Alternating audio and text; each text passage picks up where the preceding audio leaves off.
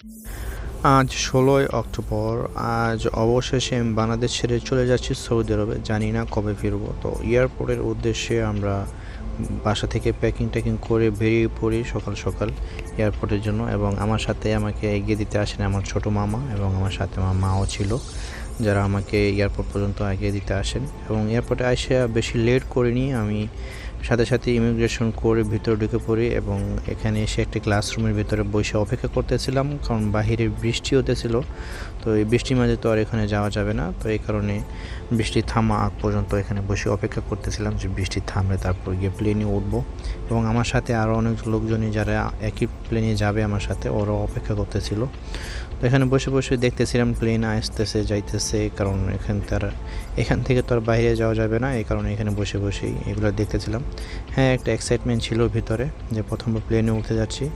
বৃষ্টি থামার পর আমাদেরকে গাড়ি দিয়ে এখানে নিয়ে আসা হয় প্লেনে ওঠার জন্য এবং আমরা সবাই সেলফি তোলা নিয়ে এতই ব্যস্ত ছিলাম যে মানে সাইডে যে সিকিউরিটি গার্ড ছিল ওরা রাগ হয়ে যায় যে এখানে দাঁড়ায় সেলফি তুলতেছি কেন, তাড়াতাড়ি প্লেনে ওঠার জন্য। তো সবাই সিরিয়াল ধরে এক এক করে প্লেনে উঠি এবং আমার সিটটা ছিল জানলার পাশে, মানে মাঝখানে একটা সিট আছে না, 3টা সিটের মাঝখানে ইমার্জেন্সি গেটের সাথে আমার সিটটা ছিল। তো ওইখানেই বসেছিলাম এবং যখন টেক অফ করার পর বাইরে এই দৃশ্যগুলো দেখে ভালো লাগতেছিল। এতটা ওপর থেকে আসমানটি দেখা অনেকটাই মানে অন্যরকম একটা ফিলিংস। এটা যারা প্রথমবার প্লেনে ওঠে তারা এই জিনিসটা বুঝবে।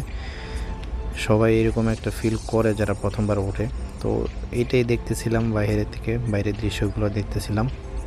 প্লেন টেক অফ করার কিছুক্ষণ পর আমাদেরকে খাবার দাবার দেওয়া হয় এবং খাবার দাবার খেয়ে আমরা বিমানে কিছুক্ষণ ঘুমিয়েও ছিলাম এবং অনেকক্ষণ পর আমাদের প্লেনটা ল্যান্ড করে ব্যাংককে এবং ব্যাংককে আমার লেট হবে 5 ঘন্টা। তাই 5 ঘন্টা পুরো ব্যাংককের এয়ারপোর্টটা ঘুরে ঘুরে দেখতেছিলাম আর কি। এবং অন্য একটা প্লেন আসবে 5 ঘন্টা পর যখন প্লেন আসলো আমরা অন্য একটা প্লেনে উঠলাম। ওইখান থেকে তারপর আমাদের প্লেনটা টেক অফ করার অনেকক্ষণ পরে আমাদেরকে মানে জলখাবার দেওয়া হয়, জুস টুস এগুলো দেওয়া হয় এবং প্রথমবার দেখতেছিলাম যে কোনো ছেলে এইসব কাজ করতেছে। মানে আগে তো জানতাম যে শুধু মেয়েরা এয়ার হোস্টেসে কাজ করে, তো এইটা এখানে এসে দেখলাম আর কি। অ্যান্ড কিছুক্ষণ পরে আমাদেরকে খাবার টাবার দেওয়া হয়। খাবার টাবার খেয়ে আমি কিছুক্ষণ ঘুমিয়েছিলাম। তারপর সামনে এখানে টিভি ছিল, ওইটাতে মুভি দেখতেছিলাম। অ্যান্ড এখান থেকে আমাদেরকে নিয়ে ল্যান্ড করানো হবে আবুধাবিতে। তারপর ওইখান থেকে অন্য একটা শুধু প্লেনটা চেঞ্জ করা হবে আর কি। তো ওইখানে ফাইনালি আমরা ওইখানে গিয়ে ল্যান্ড করি এবং ওখান থেকে প্লেনটা চেঞ্জ করি এবং আমার সিটটা ছিল এবার একদম জানলার পাশে এবং কিছুক্ষণ পরই আমাদের প্লেনটা টেক অফ করে।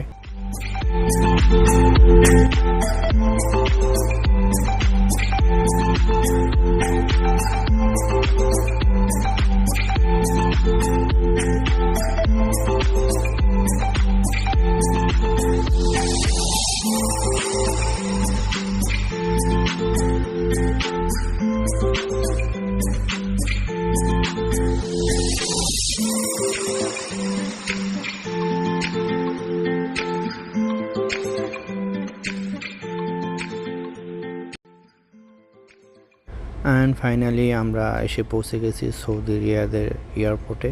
এখানে আমাদের প্লেনটা ল্যান্ড করে আইসা এবং এটা এয়ারপোর্টে একটা সুন্দর একটা দৃশ্য তোমরা দেখতে পাচ্ছ, খুবই সুন্দর একটা দৃশ্য।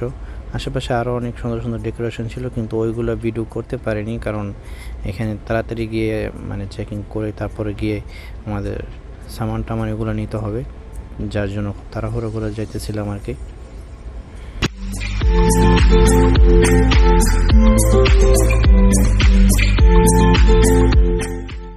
ফাইনালি আমি আমার সম্পূর্ণ সব কিছু সামান টামান একদম গুছিয়ে নিয়েছি এবং আমাদের কোম্পানি থেকে গাড়ি পাঠানো হয়েছে আমাদেরকে নেওয়ার জন্য। আমার সাথে আরও যারা ছিল সবাইকে আমাদেরকে নিয়ে যেতে আসে আমাদের গাড়ি।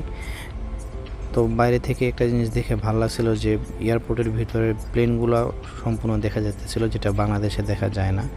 এবং রুমে গিয়ে আমার দেখা হয় আমার আব্বুর সাথে। আমার আব্বু এই একই কোম্পানিতে কাজ করে, তো ওনার সাথে অনেক বছর পর দেখা হয়, অনেকটাই ভালো লাগতেছিল, যেটা বলে বোঝানোর মতো না।